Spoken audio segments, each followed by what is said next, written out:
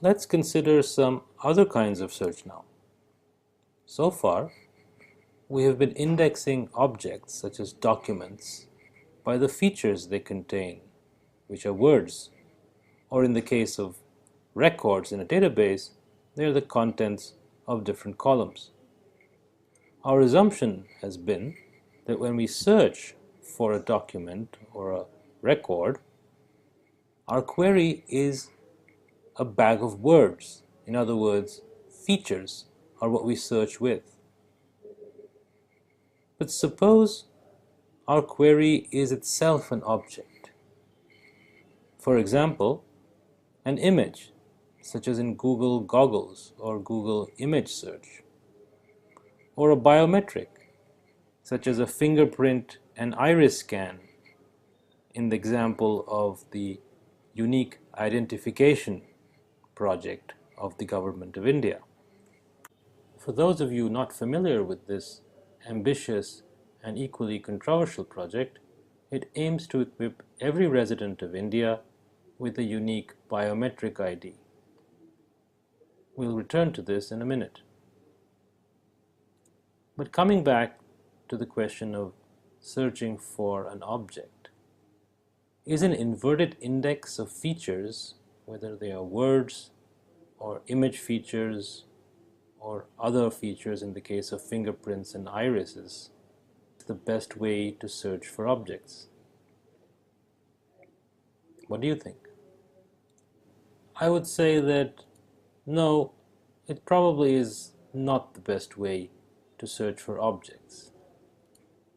As to why, I'd encourage you all to think about this and discuss this on the discussion forum. But right now we're going to discuss another very powerful method called locality-sensitive hashing,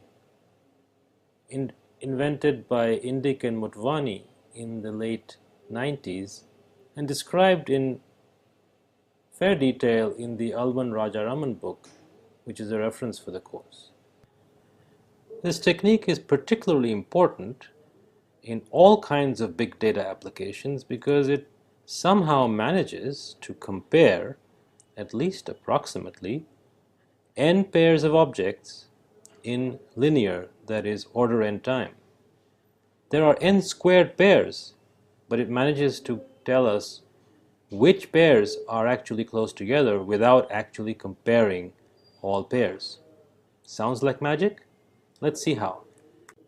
The basic idea of locality-sensitive hashing, LSH as we shall refer to it going forward, is the following. It's hashing, so an object is obviously hashed to something called hx